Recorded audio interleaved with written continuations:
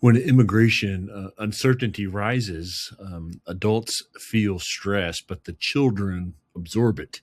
You know this if you're a parent, sometimes silently, sometimes behaviorally, sometimes through anxiety they do not yet have words for. They're unable to maybe articulate that.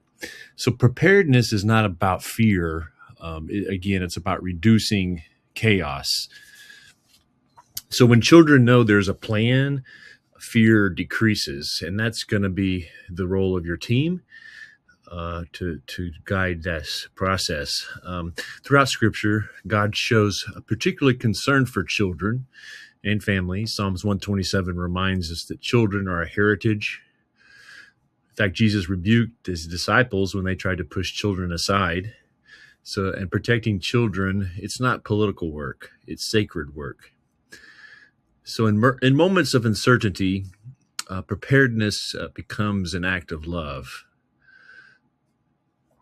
The first layer of preparedness is really simple, but it's essential.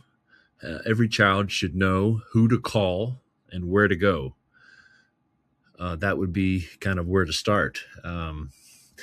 Children should memorize at least one trusted adult's phone number. Older children can carry a small emergency contact card in their backpack. Families should identify at least two safe adults who could temporarily care for children if a parent is detained or suddenly unreachable for some reason. You can help in that process, even help in practice memorizing those numbers and doing that with them. These trusted adults they may be a relative, someone in their church or mosque, or a close family friend, could be someone on your team. The key is that the conversation happens ahead of time, so there's no surprises, no assumptions.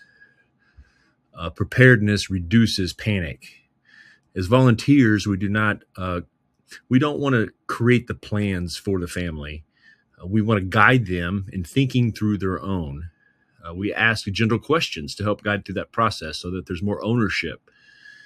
Questions like, you want to write these down, is, if something unexpected happened, who would your child call? Does your child know where to go after school? Have you spoken to that person yet? We never create dramatic scenarios. We simply help families think proactively. Think, if in different scenarios. In some cases, families may want to have a clear, calm conversation with their children about what to do if a parent is detained. That's up to them. The conversation must be handled carefully and delicately. We do not overwhelm children with the adult details.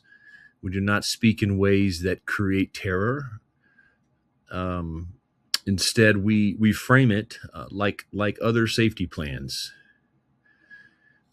Sometimes sometimes families make plans for emergencies like fires or storms.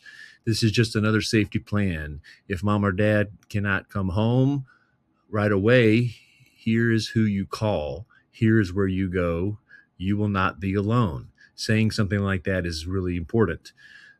Children need clarity more than secrecy. They need directness. If a detention were to happen, children need to know who is picking them up from school, who is going to be there, where will they be sleeping. They need to know that that someone safe has the responsibility to care for them. You need to remind them that they are not in trouble. And after any detention event, whether brief or prolonged, children will need emotional support as well.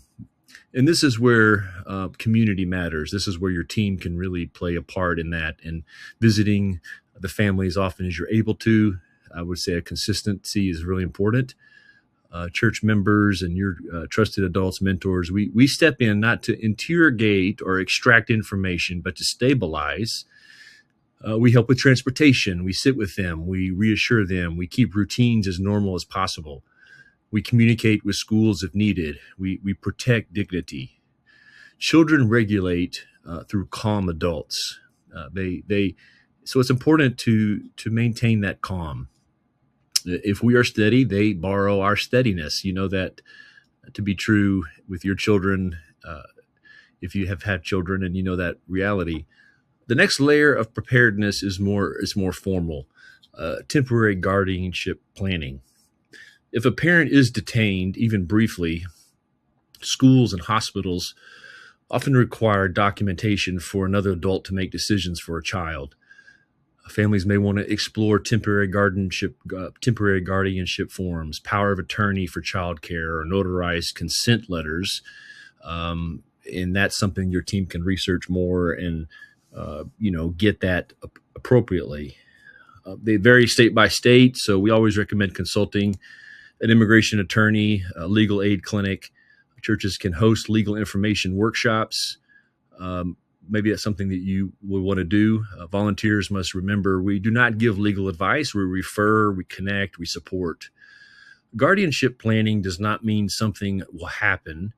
It means that if something does happen, children are protected from entering foster systems unnecessarily. Planning is not a lack of faith, but it's the responsible thing to do. It is wisdom. And I think that all of you would agree with that. Proverbs 22:3 says, "The prudent see danger and take refuge." The third layer that I want to discuss here a bit is documentation, particularly with the children. Many crises escalate simply because important papers cannot be located quickly. We've gone over this before in another video, but it's important to emphasize again here. Families are encouraged to organize documents for both parents and children. Again, their I-94 records, passports if they have them, work permits, green card receipts, particularly if they don't have a green card, but they've applied, asylum paperwork, if they're seeking asylum, birth certificates, school records, vaccination records, medical insurance cards, social security cards, if applicable. Originals should be kept in a safe, known location. Copies should be made. Digital photos can be stored securely. In some cases, copies can be shared with a trusted adult. My experience has been that most refugees do not do this, and you could help kind of guide them and even buying the necessary organization materials to do that. When documentation is organized, response becomes calmer, chaos decreases, clarity increases, and children feel that stability. It's okay to ask the family, "Hey, can I see your papers?" And kind of determine how long it takes them to get it to you, and you can kind of sense about their organization style. How we speak about preparedness matters deeply. We do not use threatening language to the child. We do not say, "If ICE comes," we say instead, "We are making a safety plan just like other families do." We don't want to instill this fear. And of course, they hear about this at school, and we've had kids who've actually asked us that question. But yeah, we want to reassure them, comfort them, their children. We want to say that you are not in trouble. You are loved. There are adults who will take care of you.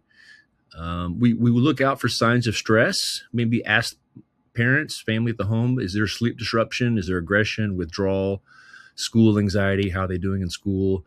These are often fear responses, not disobedience. We increase presence instead of punishment. Simple conversations with mom, dad could be helpful, and maybe a need for an interpreter to do that. And we remember the deeper truth. In Matthew 25, Jesus says, "Whatever you did for the least of these, you did for me." That's an important reminder that we're doing this unto Christ. In another moment, he places a child, Christ places a child in the center and says, "Whoever welcomes one such child in my name welcomes me." So that's important to remember as you do this with the family that you're working with. Child preparedness is not administrative paperwork. It's discipleship. It's care. It's love in action. It's saying to a child, your safety matters, your dignity matters, your future matters. We cannot control national policy. We can't always have a control on how immigration debates unfold, but we can reduce fear in one household, and that's the whole goal of steady presence. We can help one parent feel less alone. We can help one child sleep better because there is a plan, and there's people who care for them and are being consistent and showing up. Steady presence is not a reactive activism. It is a calm, consistent protection. And I appreciate you watching this to learn how this is done. Preparedness is love in organized form. And we, as the church, as you volunteer with your church, or maybe you're volunteering with people outside your church, it becomes that kind of presence, and children are safer, not because uncertainty disappears, but because community surrounds them. Hope this is helpful. Again, I'll just say in conclusion that a lot of this conversation with the children, you can usually have in English with them. A lot of times mom and dad, very limited English, so you will need to figure out interpreter solutions. A lot of times the children can interpret, but sometimes if you're talking about delicate things, it may be good to have a third person. You can always contact me for an interpreter. We have a list that can help you with that. There's also apps that you can use, and different technologies that can help gather some of this information from mom and dad if they don't speak English.